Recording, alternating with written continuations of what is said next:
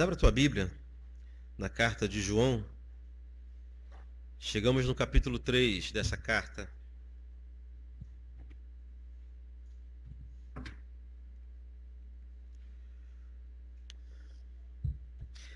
Essa série está se mostrando ser a série mais longa que nós já fizemos.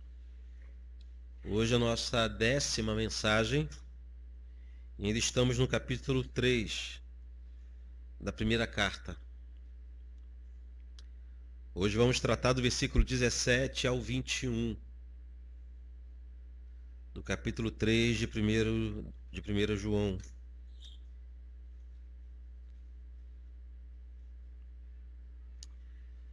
Versículo 17 ao 21. Eu vou ler, os irmãos acompanhem sua Bíblia.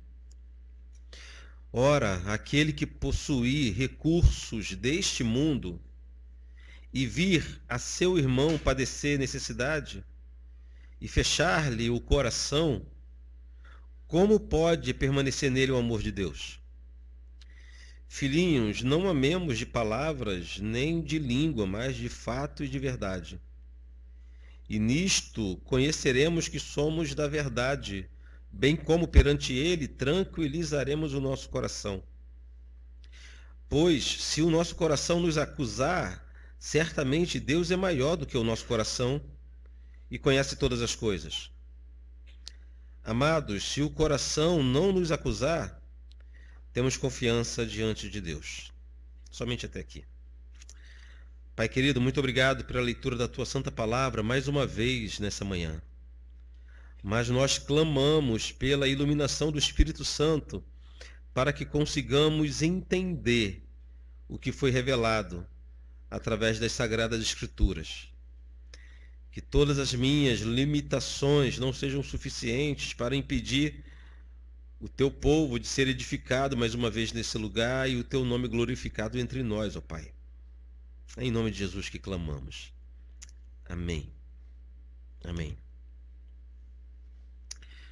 Em nossa última mensagem dessa série, há 2 semanas, nós já aprendemos sobre o amor fraternal. E os irmãos vão lembrar que aprendemos com João de que o amor fraternal não era algo novo. João ensinava a igreja sobre o amor porque ele, os apóstolos, aprenderam com o próprio Cristo, aprenderam diretamente com Jesus. Vimos naquele episódio que João disse que o amor fraternal é antigo e novo ao mesmo tempo. Antigo no sentido de que desde os primeiros dias do relacionamento de Deus com a humanidade, porém, exclusivamente, ou mais precisamente, quando o Senhor deu a lei a Moisés, que ficou clara a necessidade dos irmãos amarem uns aos outros. Nesse sentido, é um mandamento antigo, porém, já nos dias de João era um mandamento novo, no sentido de que em Jesus nós aprendemos melhor sobre o amor. Jesus, ele ensinou, ele reavivou, ele deu um maior sentido à palavra amor. Na última mensagem, nós vimos que João citou Caim como o exemplo daquele que não ama o irmão. Mais do que isso, segundo observamos na última mensagem, Caim se tornou o patriarca de todo aquele que odeia o irmão. E olha que nós vimos na última mensagem que nós não temos uma terceira opção. Ou nós amamos ou nós odiamos. Ignorar, ser insensível, não dar valor ao irmão, não se incomodar, segundo a Bíblia, é o mesmo que odiar. Então aquele que não ama o irmão, ele odeia, ainda que não queira assumir isso. Então Caim tornou-se, segundo João, patriarca de todo aquele que não ama o seu irmão, ou como disse John Stott, o mundo é a posteridade de Caim. O mundo é o exemplo de Caim. Aprendemos que somente através de uma verdadeira conversão que o homem pode amar de forma verdadeira e que o verdadeiro cristão vive mais para seus irmãos do que para si mesmo, assim como Jesus. Aprendemos isso. Finalizamos aquela mensagem alertando os irmãos que aquilo que a Bíblia chama de amor e aquilo que o mundo chama de amor não são as mesmas coisas. Não pode ser.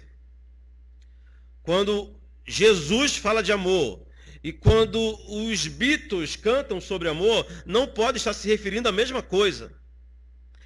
Esse ponto é importante, porque normalmente, quando nós falamos de amor, nós temos aquela ideia que a cultura formou sobre o amor.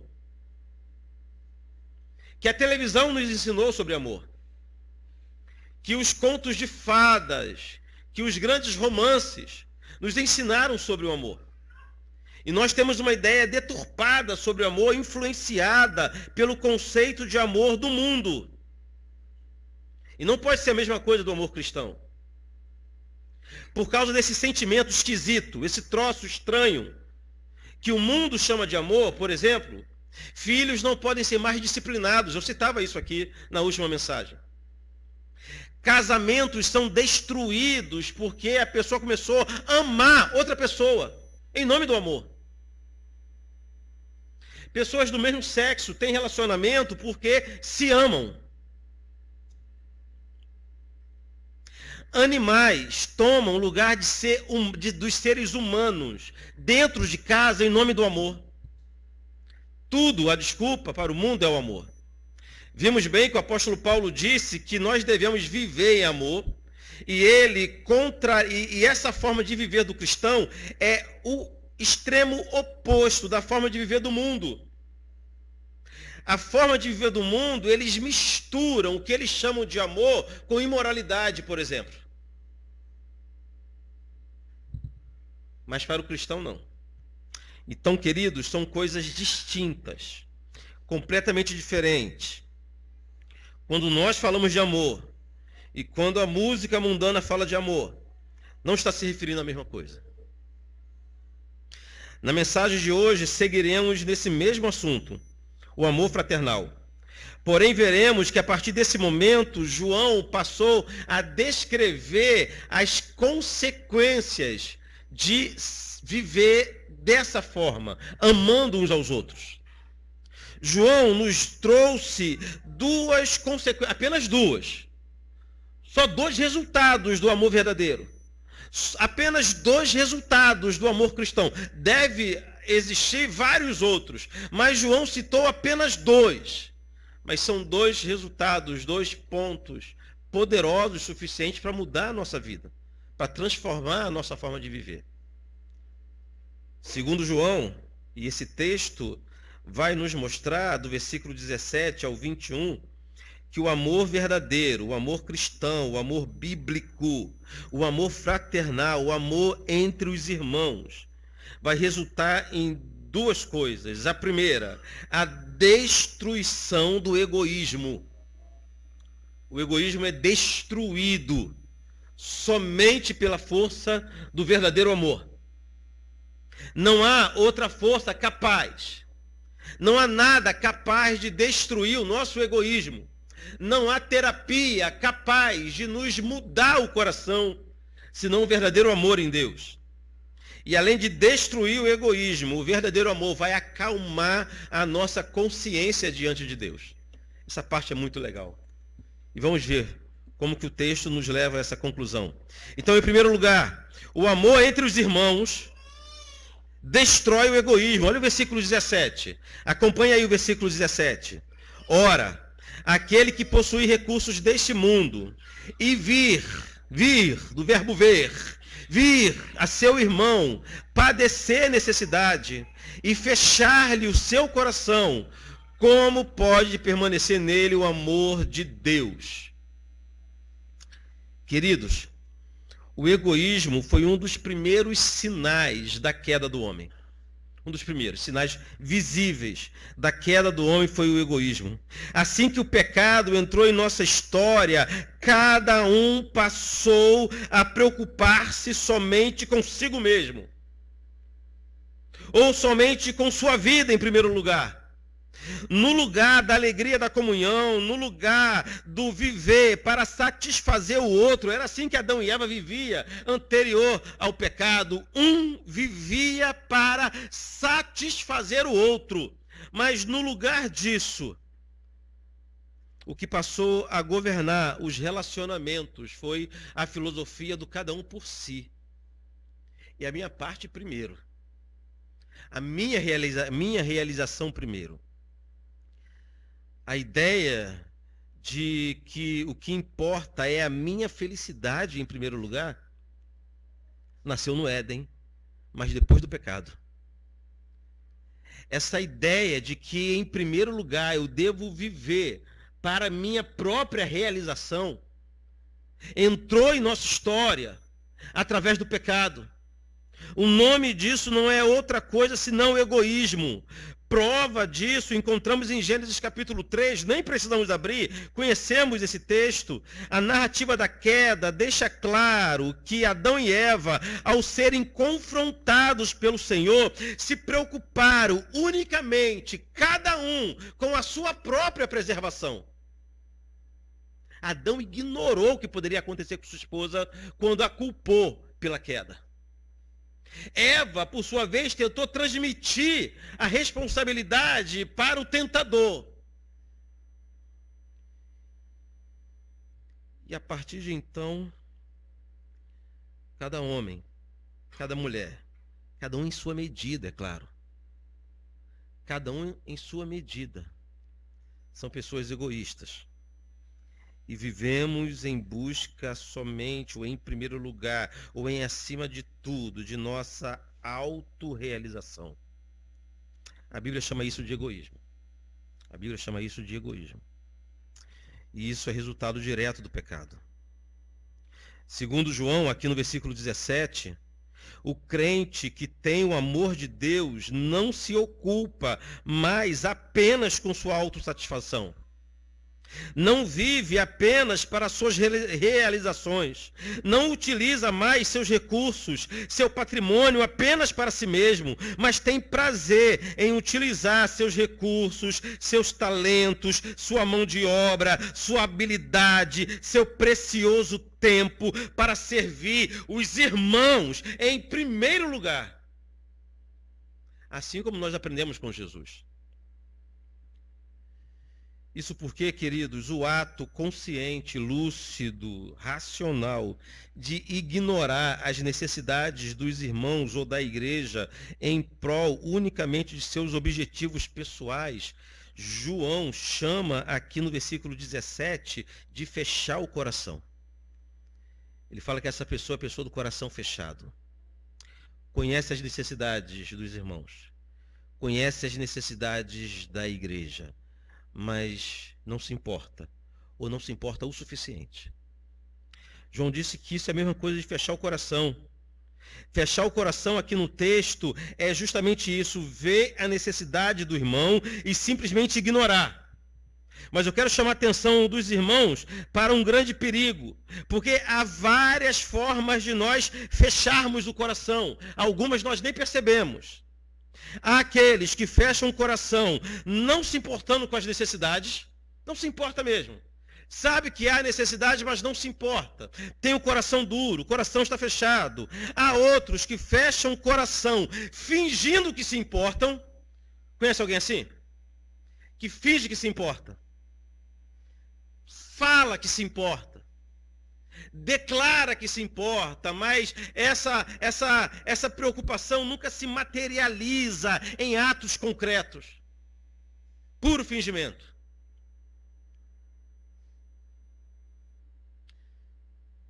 É comum uma história entre pastores que contam a história de que quando vai abrir, por exemplo, um gasofilácio para contar as ofertas e encontrar envelopes vazios. Pessoas que querem serem vistas, indo até o gasofilácio e depositando uma oferta. São aquelas que fingem que se importam e querem que todo mundo pense que elas se importam. Mas tem um terceiro tipo ainda de pessoas que fecham o coração. São aqueles que se importam, mas não o suficiente. É aqueles que racionalizam e calculam o mínimo que podem dar, o mínimo que podem oferecer, o quanto pode se envolver sem ficar no prejuízo, sem gastar muito. Esses são aqueles que não se importam o suficiente. E os três grupos de pessoas: os que não se importam, os que fingem que se importam e os que não se importam o suficiente, podemos catalogá-las nesse grupo de gente que, segundo João, tem o coração fechado. Fechou o coração. Um coração pode ter sido fechado por vários motivos. Enquanto eu falo, você pode estar pensando o seguinte: pastor, eu fechei o meu coração porque eu passei por muitas decepções. Eu já me doei, eu já ajudei, eu já auxiliei muito, e o que eu tive de retorno foi só ingratidão. Você pode estar pensando assim. Se você pensa assim, eu tenho algo a te dizer. O plano é exatamente esse. O plano é nós nos doarmos acima de nossa possibilidade. O plano é nós ajudarmos acima de nossas possibilidades e não esperarmos nada de volta. Esse é o plano, irmãos. Desde quando nós aprendemos a doar esperando algo em troca? Às vezes nós fazemos assim com nossos filhos. Criamos nossos filhos como se fossem investimentos financeiros. Aí depois, daqui a pouco, a gente está começando a jogar na cara. Eu fiz tudo por você, rapaz. Pega o Arthur daquele tamanho, moleque, preste atenção, hein? Se não for no mínimo major, está fora da minha história. A criança cresce, casa e vai viver a sua vida. O pai acha que, peraí, e o meu investimento? Achei isso ingratidão. Se você tem um coração fechado porque você teve como retribuição somente ingratidão, meu irmão, o plano é esse. É exatamente assim que devem acontecer as coisas que vão acontecer. Quando não for assim, é lucro. Mas nós nos doamos, nos importamos, auxiliamos, assumimos prejuízos imensos em prol de outras pessoas, sem esperar nada em troca.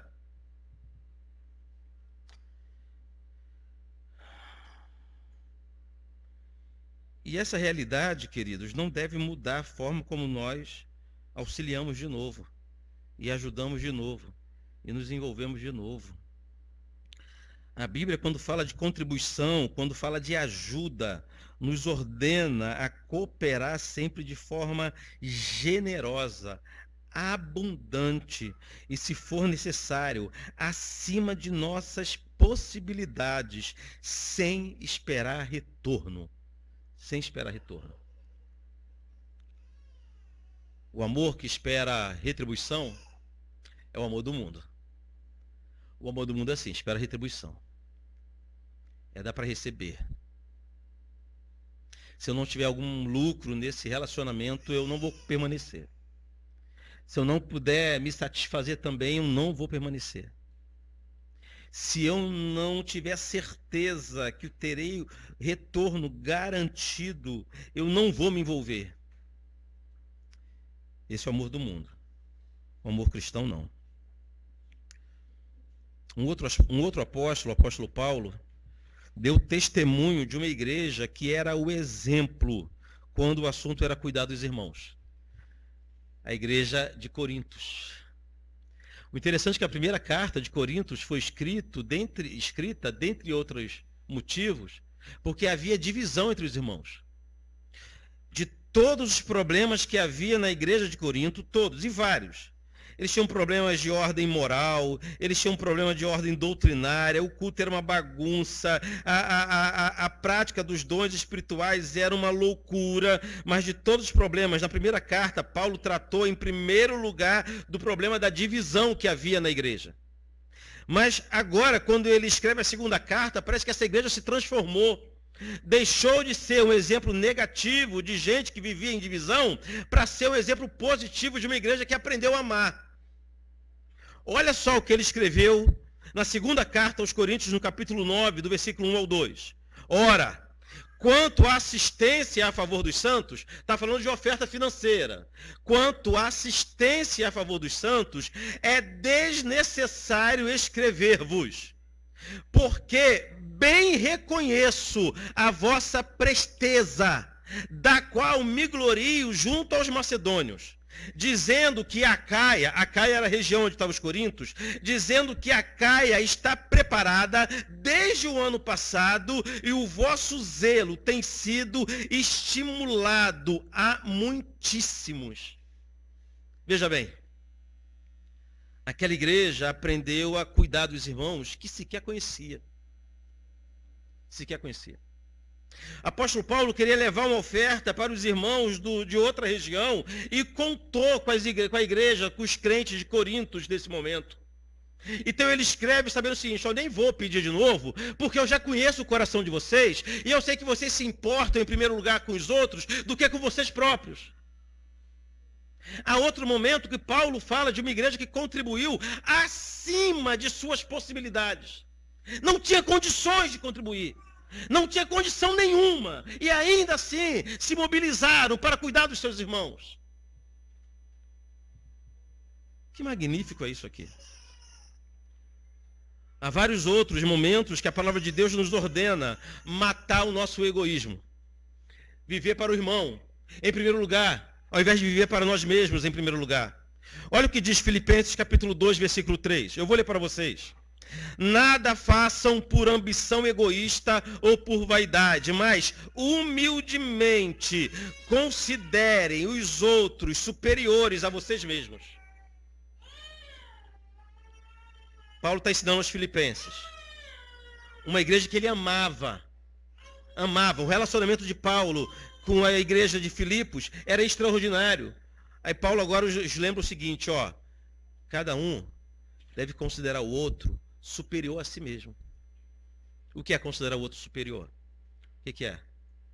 É só no trato, em cumprimentar, né? A gente vai cumprimentar o irmão e fazer igual o pessoal do passado, né? Fazer um gesto de considerar o outro superior a si mesmo, é considerar o outro mais importante do que você. Que o teu irmão tenha prioridade na tua vida e não você. Isso é considerar o outro superior a si mesmo. Ainda aos Filipenses, capítulo 2, versículo 4, Paulo disse o seguinte: cada um cuide não somente dos seus interesses, mas também dos interesses dos outros. Tiago, irmão de Jesus, capítulo 3 de sua epístola, versículo 16, diz assim, ó: pois onde há inveja e ambição egoísta, aí há confusão e toda espécie de males. Isso aqui explica muitas coisas. A gente vê igrejas se deteriorando, igrejas morrendo por causa da praga de uma divisão que iniciou com corações egoístas, crentes que não aprenderam a viver para o seu irmão, acima, além do que viver para si mesmo. Ainda em Tiago, capítulo 4, versículo 3. Quando pedem, Tiago falou o seguinte, ó: vocês pedem e não recebem, porque vocês pedem mal. E quando pedem, não recebem, pois pedem por motivos errados, para gastar em seus prazeres. Egoísmo.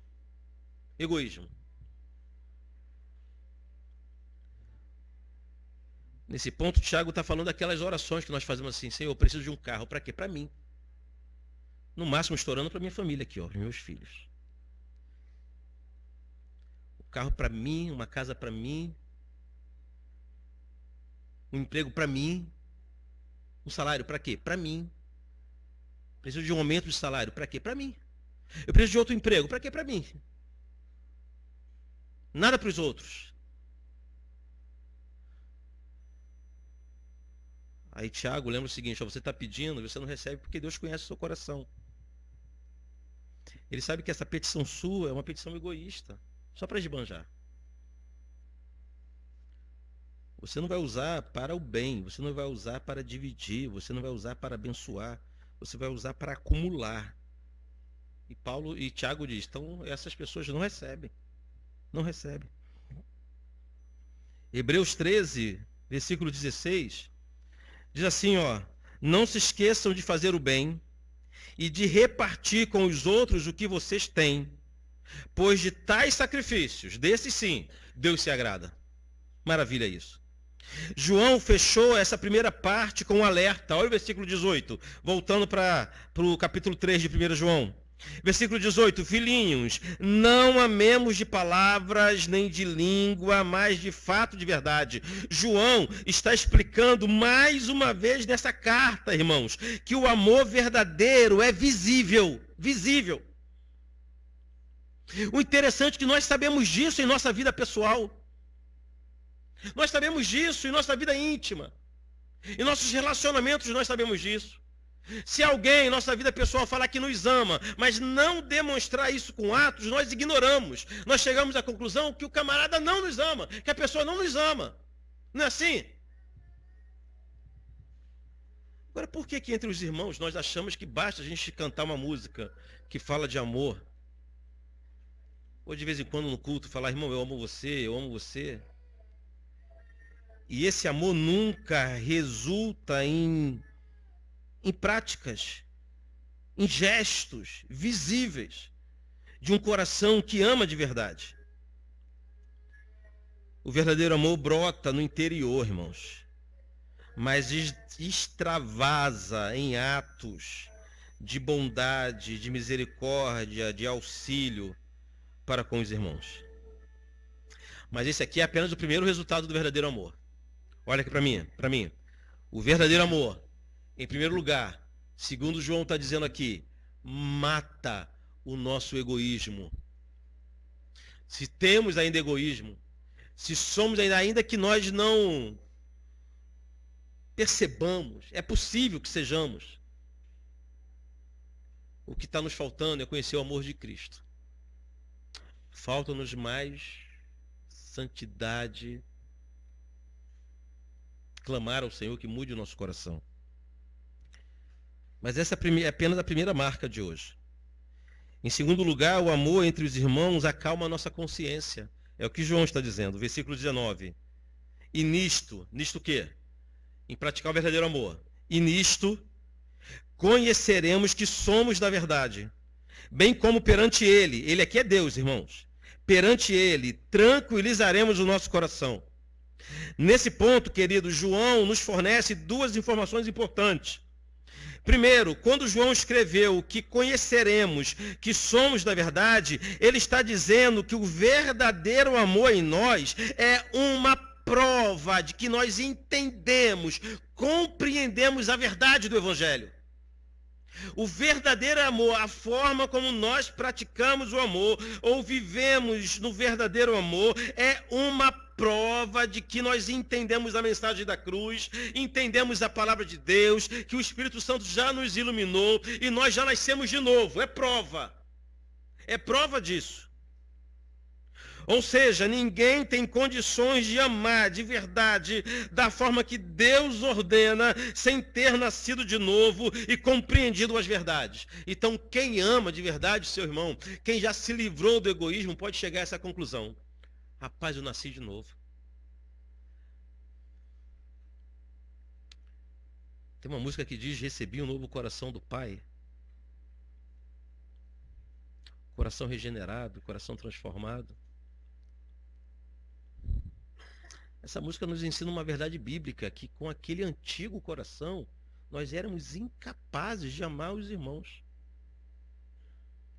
Com aquele antigo coração, a gente era capaz de amar uma princesa encantada, um príncipe encantado. Idealizar uma pessoa em nossa mente, se apaixonar por um coleguinha de escola, que nós idealizamos ele em nossa mente, ela em nossa mente. Mas amar irmãos com falhas visíveis, gente difíceis de serem amadas, igual eu, igual você. Pense em você, você é alguém difícil de ser amada. Eu sou difícil de ser amado. somente nascendo de novo, somente através de uma mudança, não de mentalidade, não de perspectiva, mas uma mudança de coração, somente transformando o coração, é que nós podemos amar uns aos outros. É isso que João está dizendo aqui. Quando chegamos à conclusão, percebemos que estamos conseguindo amar os nossos irmãos, isso é evidência, é prova de que nós somos da verdade. Agora, em segundo lugar, quando João diz que perante ele, eu falei que esse ele é Deus, né? Perante ele tranquilizaremos o nosso coração, significa que viver na prática do verdadeiro amor é prova de que nós já fomos reconciliados com o Pai e agora podemos ter paz com Deus. É nesse sentido que podemos tranquilizar o nosso coração. Veja bem, como mais uma vez, amar os irmãos é evidência, é prova de que nós fomos regenerados, de que nós não vivemos mais em pecado, de que o Senhor nos resgatou do império das trevas, é prova de que nós nascemos de novo em Jesus e hoje nós podemos viver em paz com Deus. A presença de Deus não precisa mais nos aterrorizar, porque nós sabemos que somos salvos. Falamos sobre isso hoje na escola dominical. Como saber que somos realmente salvos? Eis aqui uma evidência, eis aqui uma prova, eis aqui um sinal. Se você consegue amar gente estranha, se você consegue amar gente esquisita, se você consegue se relacionar e ter comunhão com gente como nós, é sinal de que você nasceu de verdade. É sinal de que você é um cristão de verdade. E assim você pode tranquilizar o seu coração. Sabemos que coração aqui no texto não é essa máquina de bombear sangue. Não é isso. Coração aqui no texto tem o mesmo sentido de consciência. É consciência. Tranquilizar nesse texto tem o mesmo sentido de persuadir. Entende? Então, segundo João, podemos persuadir a nossa consciência, podemos convencer a nossa consciência de que estamos em paz com Deus, usando o amor que temos para com nossos irmãos como prova desse novo nascimento. É como se a nossa consciência começasse a nos acusar. É como se nós tivéssemos uma crise de consciência e ficássemos em dúvida a respeito da nossa salvação. Mas como nós amamos os nossos irmãos, nós chegamos para a nossa consciência e a persuadimos de que nós estamos em paz com Deus, de que nós nascemos de novo, de que nós fomos regenerados. E qual é a prova disso? É o relacionamento que temos uns para com os outros. É o que João está dizendo. Reverendo Hernandes Dias Lopes, comentando esse texto, ele explicou o seguinte, preste atenção. Tranquilizar o coração é o processo pelo qual conversamos, dialogamos, arrazoamos com nossa consciência e nos persuadimos de que, pelo perdão obtido mediante o sangue de Jesus, somos absolvidos da culpa e estamos no favor de Deus.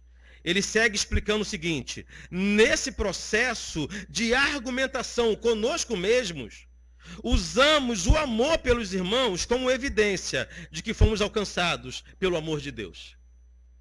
Agora, quem não ama o irmão, qual argumento utiliza diante do Senhor? Qual argumento que tem? Em outras palavras, irmãos, segundo João, o verdadeiro amor nos dá certeza de salvação. Na escola dominical a gente falou sobre, a gente chega à conclusão que somos salvos de verdade pelos frutos, segundo Jesus falou. Mas eis um fruto aqui. O verdadeiro amor nos traz certeza de salvação. Certeza.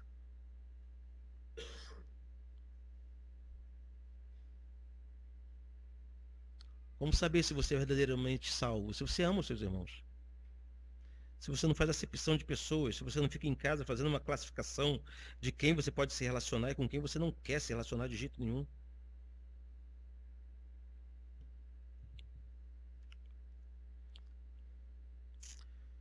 Seguindo ainda o texto, o versículo 20 é aquele que eu falei com a igreja durante a semana. É um versículo que eu sempre entendi errado. Olha o versículo 20. Pois se nosso coração nos acusar, certamente Deus é maior do que o nosso coração e conhece todas as coisas. Se o teu coração te acusa, Deus é maior. Sempre foi para a gente uma palavra de alento. Eu sempre entendi esse versículo como sendo um consolo, um refrigério para os dias de acusação do coração. Eu sempre entendi que João estava nos tranquilizando e nos incentivando a não darmos atenção às acusações do nosso coração, mas confiarmos sempre nas misericórdias do grande Deus. Mas não é isso que o texto diz. Não é isso. Esse texto, esse versículo não é um alento, é um alerta. É o contrário, é um sério alerta. O que João está dizendo aqui é que, preste atenção, se o nosso coração enganoso, corrupto, parcial, com uma régua moral baixíssima, nos condena, que dirá Deus, que é maior do que ele? Se o nosso coração, que é completamente parcial, tende sempre ao nosso favor, não tem nem de longe os mesmos critérios do Santo Deus. Se nós somos condenados pelo nosso coração, que dirá o que acontecerá quando estivermos diante de Deus? Que é muito maior do que o nosso coração. E como o texto diz, conhece todas as coisas, inclusive aquilo que o nosso coração não conhece ou ignora em nós mesmos. É um alerta. João está dizendo, é como se o coração, o nosso coração, fosse a primeira instância que nos condenou, que nos acusou. Se nós somos condenados, acusados nessa primeira instância, que dirá quando chegarmos ao último tribunal? Que é maior do que essa primeira instância. Isso aqui é sério demais. Como já vimos que o coração aqui tem um sentido de consciência. É como se a nossa consciência, irmãos, funcionasse como uma réplica miniatura do juízo de Deus. As acusações de nossa consciência devem servirem como alertas da necessidade de mudança, não é para ser ignoradas. Nossa consciência nos acusa sempre que cometemos algo vergonhoso, para que tenhamos tempo de nos arrependermos e nos refugiarmos em Jesus. Então, se o teu coração te condena, leve isso a sério. Considere atentamente e busque aperfeiçoamento, porque os critérios de Deus são muito maiores, muito mais sérios, muito mais perfeitos que o nosso coração.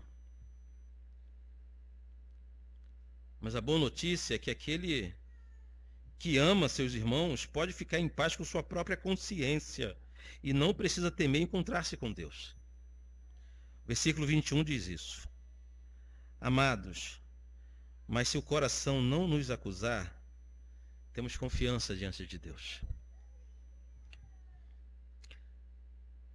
João não está dizendo que se nós estivermos em paz com o nosso coração corrupto, podemos ficar tranquilos em relação a Deus. Não é isso que ele está dizendo, não. João está dizendo o seguinte: se você, ao analisar a sua consciência, conseguir convencê-la, persuadi-la, como vimos anteriormente, de que você nasceu de novo, você é um filho regenerado de Deus, dando o amor fraternal como prova desse novo nascimento, aí você pode ter paz. Pode ter paz com Deus. Pode ficar tranquilo. Eu quero abrir aqui um parêntese gigante, só para fazer um comentário antecipado de um versículo lá do capítulo 4, que é muito mal compreendido e se encaixa com essa verdade aqui. No capítulo 4, encontraremos uma outra declaração de João mal compreendida pelos crentes modernos. João escreveu que o verdadeiro amor lança fora todo medo. Conhece esse texto? Mas, queridos, o medo que João se referia não é o medo de fracassar, ou o medo de não vencer, ou o medo de não tentar, o medo de não romper, como diz uma música gospel. O medo que João se referia aqui, que é eliminado com o verdadeiro amor, é o medo do juízo de Deus, de encontrar-se com o Senhor. É o medo do último dia. É o medo de ouvir a trombeta tocar. É o medo de ver o céu abrir de norte a sul e Cristo voltar. É esse medo que é eliminado de nós a partir do verdadeiro amor. O contexto do capítulo 4 é exatamente esse, do encontro com Deus. Um pecador que treme as pernas somente em pensar na possibilidade de um juízo, de estar diante de Deus. Aí João diz o seguinte: aquele que tem verdadeiro amor não precisa ter esse medo de encontrar-se com Deus. Aquele que ama de verdade não precisa temer a presença de Deus. Aquele que ama de verdade não precisa ter vergonha da presença de Deus. O verdadeiro amor lança fora todo medo nesse sentido. Agora nós podemos, como Paulo falou aos Colossenses, entrar na presença do Senhor confiadamente, com ousadia, através do sangue de Jesus. Vamos aguardar, vamos falar disso mais adiante. O amor entre os irmãos é fundamental e é a principal doutrina dessa parte da carta, porque o amor entre os irmãos é provavelmente a marca mais visível de uma igreja saudável para quem está de fora. Eu sei que uma igreja saudável tem outras marcas importantes. Temos estudado isso no curso de formação de obreiro. Há outras marcas fundamentais que caracterizam uma igreja saudável. A fidelidade à mensagem, a pregação expositiva, a disciplina bíblica, o governo plural. Há outras marcas. Mas o amor entre os crentes é a única marca que é visível para os que estão de fora. Quem está de fora da igreja nem entende isso de pregação expositiva, disciplina eclesiástica, governo plural, nada disso eles compreendem. Mas quem está de fora olha para a igreja e percebe o quanto os crentes se amam, ou se os crentes se amam. Quem disse isso foi o próprio Jesus. Jesus disse que nisto todos, o que é todos? Todos conhecerão que sois meus discípulos se amardes uns aos outros. Então, por isso que João dedica uma parte importante de sua carta tratando do amor. Porque para os de fora é a marca mais visível de uma igreja verdadeira. É isso que devemos desenvolver. Eu quero, seguindo para o final, trazer 2 exemplos de irmãos de amor cristão. Há pouco tempo, num retiro de pastores, conheci um pastor de São Paulo. Ele passou, se eu não me engano, 20 anos como missionário na África. E na África ele conta que ele pegava malária quase que todo mês, por 20 anos. E se medicando. Chegou, eu não sei quais são os sintomas de malária, mas chegou o tempo que ele já estava tirando de letra e nunca parou a missão por causa das inúmeras vezes que ele contraiu malária. Até que ele teve alguns sintomas diferentes e ao fazer os exames, ele constatou que os rins dele não funcionavam mais devido à medicação que tomou por 20 anos. Os rins estavam parados. E ele inchando. Teve que voltar para o Brasil para fazer o tratamento. E a primeira coisa que a igreja dele fez foi dispensá-lo. Porque ele saiu de 90 para 140 quilos de inchaço. Não tinha condições de frequentar, muito menos de pregar. Aí a igreja pensou o seguinte: esse pastor não serve para a gente. Vamos dispensar ele. Vamos deixar ele sem renda, vamos mandar ele embora. O médico não queria que ele fosse fazer hemodiálise. Queria correr atrás logo de um transplante. E conseguiu um transplante. Depois de muito custo, todos os exames apontaram de que o transplante foi muito bem sucedido, mas o rim nunca funcionou. Um rim novo nunca funcionou. E uma coisa que eu não sabia, quando faz o transplante de rins, não tira o antigo não, né? A não ser se ele estiver comprometido. Alguma infecção e tal, mas permanece aquele que está parado. Então o irmão está com 3 rins hoje, sem funcionar. E fazendo hemodiálise. E nessa luta dele constante. Que loucura. Sabe o que ele deseja hoje? Tudo que ele mais deseja? Adivinha? Voltar para a África. Tem uma missão para fazer. Tem uma missão para ele cumprir. Tem almas para serem alcançadas. Gente para ouvir a pregação do Evangelho. Existe a possibilidade de mais um transplante. Dá para aparecer um rim para ele. E ele deseja só pregar o evangelho. E olha o que ele passou, Renato. A luta física, a enfermidade física, o abandono da própria igreja. Abandonado. Mas me comoveu o relato daquele amigo, porque ele não contabilizou as perdas e nem o que ele recebeu em troca de tantos anos de dedicação. O que ele quer é morrer, então, pregando o evangelho. Aí isso me leva a um segundo exemplo de amor cristão. Dr. Russell Shedd. Há alguns anos eu estava numa conferência em que o Dr. Russell Shedd, a maioria conhece o Dr. Shedd, né? O Dr. Russell Shedd, ele sempre abria a conferência com uma devocional pela manhã. A conferência começava às 9, a primeira palestra, 8h15, quem quisesse chegar mais cedo, tinha uma devocional de 15 minutos com o Dr. Shedd. No primeiro dia, o que ele falou pra gente? Ele já chegando nos seus 90 anos, ele falou o seguinte, ó, vocês não se assustem se eu cair aqui. Falou que já tinha levado um tombo em casa, e quando ele levou um tombo em casa, ele achou que estava morrendo. Estava lutando contra o câncer já naquela época. Ele falou que se ele caísse ali naquele momento, enquanto falasse conosco, ou ao longo daquela semana que ele estaria conosco de segunda a sexta, se ele caísse enquanto estivesse pregando, seria a maior dádiva de sua vida. O homem não é brasileiro, ele veio e entregou sua vida, é um americano que entregou sua vida muito novo para fazer missão aqui no Brasil e produzir livros. Se eu não me engano, foi fundador da Edições Vida Nova, que produz material que abençoa a igreja inteira. Um homem fabuloso. A gente tinha ele como o pastor da igreja brasileira, com acesso e com entrada em todas as denominações, considerado um grande mestre, poderia estar descansando naquela altura de sua vida, poderia estar aposentado, com aquela consciência de quem combateu o bom combate, mas aquele homem ele queria ter o prazer de pregar enquanto pudesse falar, enquanto pudesse estar vivo.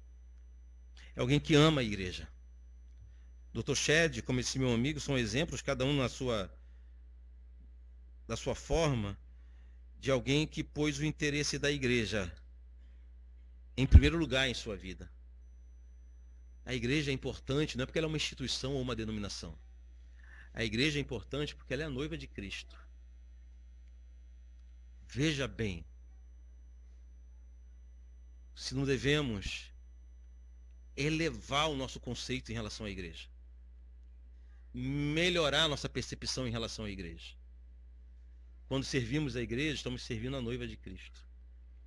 E o meu amigo e o Dr. Shedd entenderam isso, mas nosso exemplo mais perfeito de amor para com os irmãos não é do meu amigo, nem é do pastor Shedd, mas o exemplo perfeito de amor para com os irmãos é Jesus.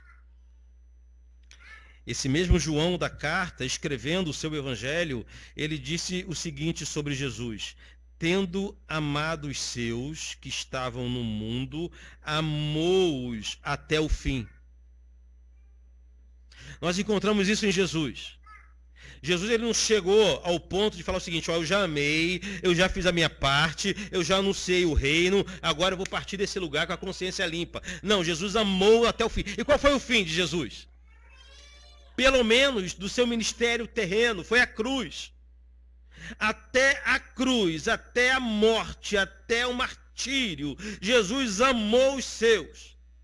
A mesma coisa nós encontramos em grandes homens da história que seguiram o mesmo exemplo de Jesus.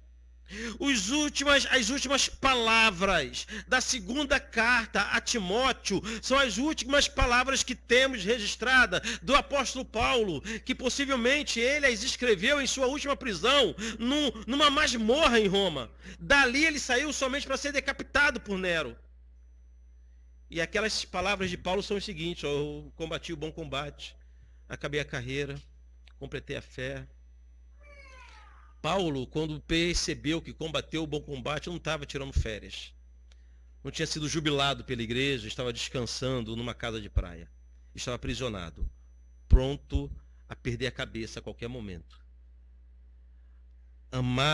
Somos chamados a amar os irmãos a esse ponto. A perder a vida, se necessário for.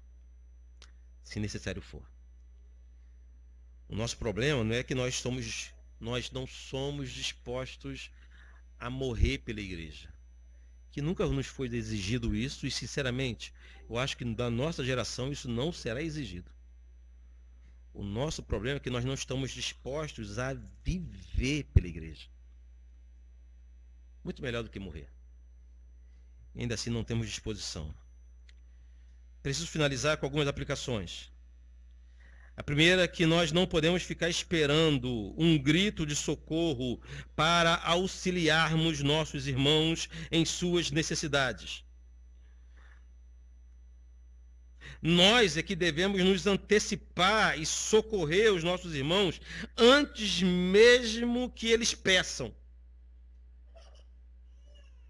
A gente fica esperando um sinal, a gente fica esperando alguém pedir alguma coisa. E não há necessidade. Se o irmão está enfermo, está precisando de remédio, precisa de ajuda. Se o irmão está desempregado, precisa de um auxílio.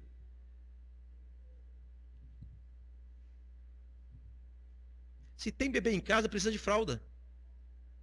Precisa pedir.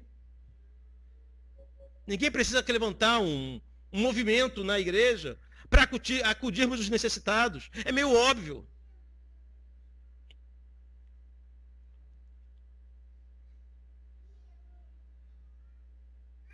Não podemos, em segundo lugar, terceirizar nossa ajuda aos que necessitam. A igreja desenvolveu uma ideia de que quem ajuda necessitados são os diáconos. E olha, problema dos diáconos. Eu já contribuo, eu contribuo para os diáconos fazer esse serviço. Nunca foi assim. Não é assim que a Bíblia ensina. Nós não terceirizamos nossa ajuda, nós ajudamos. Cada um com sua possibilidade, cada um com a sua condição. Olha que magnífico isso. Ninguém é obrigado a ajudar da forma que um outro irmão ajuda. Na igreja nunca foi feito esse cálculo.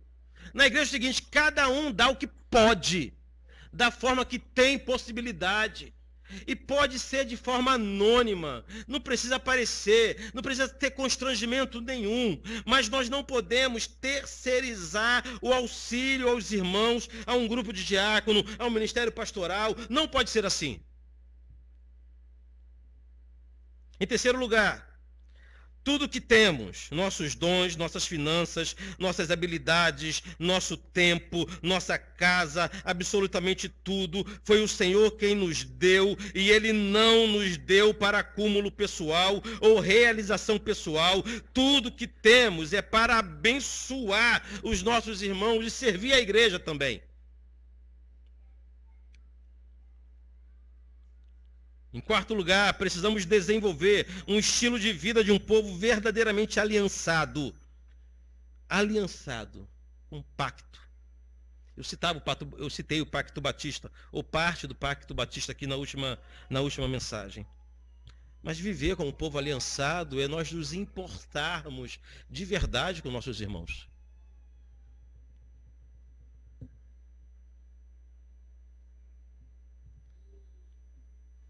Como que isso funciona na prática, pastor? Preste atenção.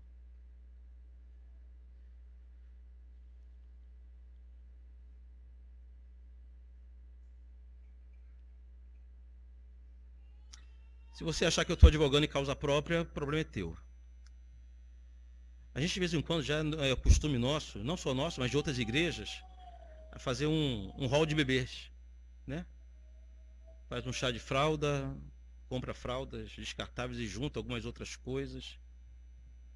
Mas eu não posso chegar lá na farmácia, comprar um troço lá de R$7, que eu jamais colocaria no meu filho, e levar para doar para o irmão, para a irmã da minha igreja. Que absurdo esse. Você compraria o que para o teu filho? Então faça o dobro pelo teu irmão, para o filho do teu irmão.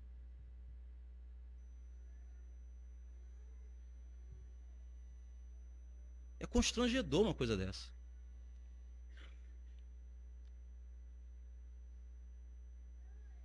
Pessoas que nós sabemos que podem fazer mais, mas se enquadram naquele perfil, no terceiro perfil que eu citei no início, de pessoas com o coração fechado que não se importam o suficiente.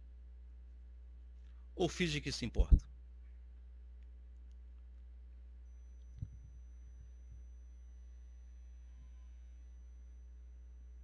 Eu me lembro de um rapaz lá da igreja do meu pai, um amigo chamado Ademir. Fizeram, naquele final de ano que tem um amigo oculto na igreja, aí estipularam o valor, se fosse hoje alguma coisa em torno de R$30, R$40. Aí o Ademir chegou para o meu pai, um colega de infância, Ademirzinho, apelidado de Batata. Chegou para o meu pai e falou: irmão Francisco, eu tirei fulano, eu queria dar um presente para ele, mas não tenho condições. O senhor pode tirar no seu cartão para mim? Eu falei: mas R$30? Não é R$30 não, eu quero dar para ele um sax. Aí meu pai gostou daquilo, aí pegou a Ademir, foram na loja e escolheram um sax alto, bonitão, lindão. Imagino o que foi na hora de entregar esse presente. Enquanto tá todo mundo entregando camisa, camiseta,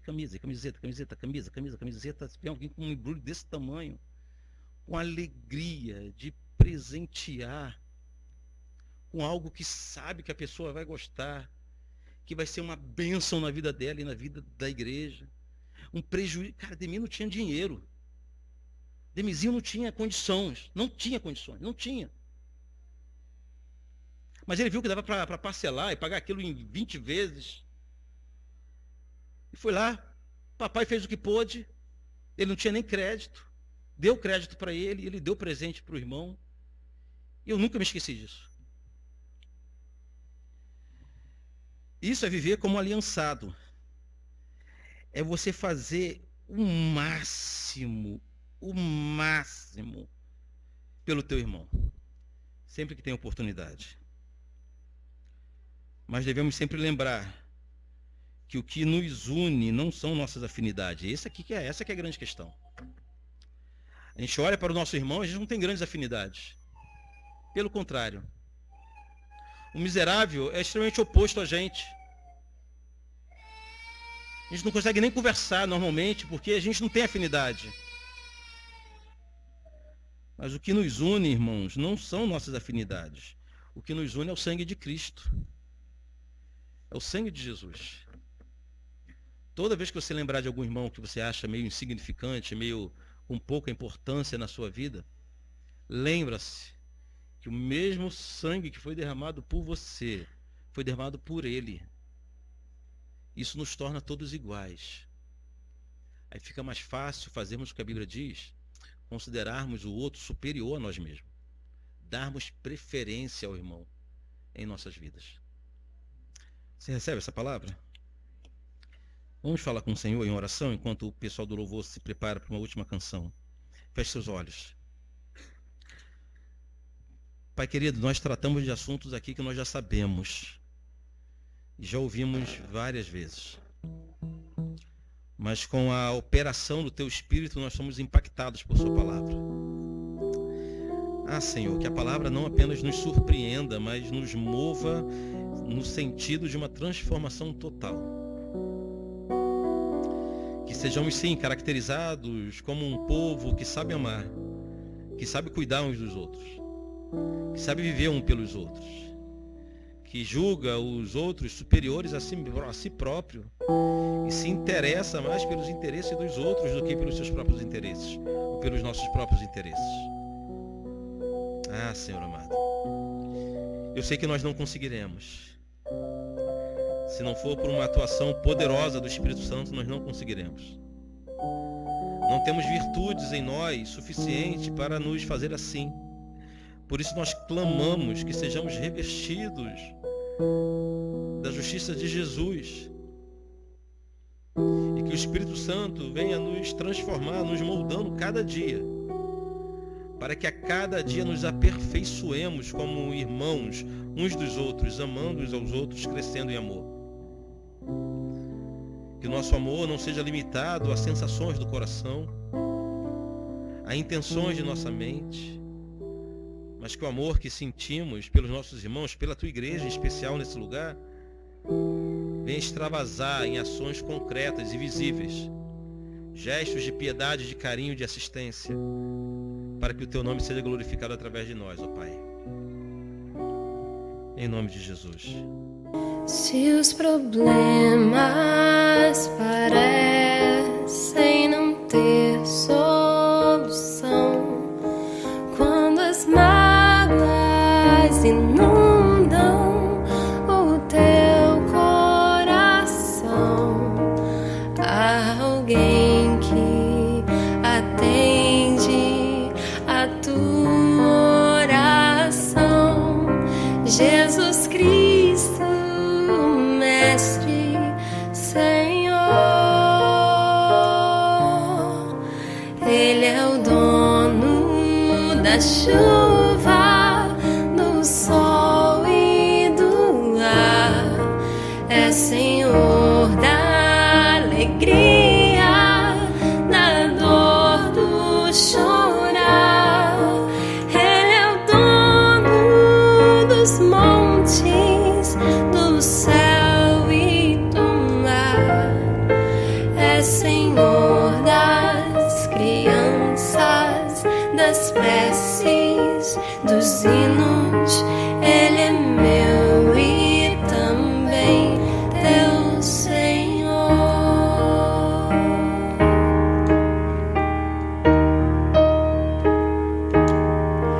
Ele é o caminho, a verdade, a luz. Abre teu coração e recebe a Jesus. Tua vida é Cristo que agora conduz, pois é Ele teu Mestre, Senhor. Ele é o dono da chuva, do sol e do ar, é Senhor da alegria, da dor, do chorar.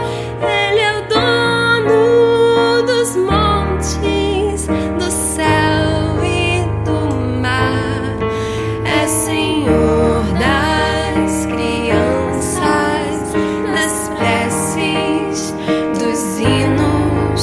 Ele é meu e também teu Senhor.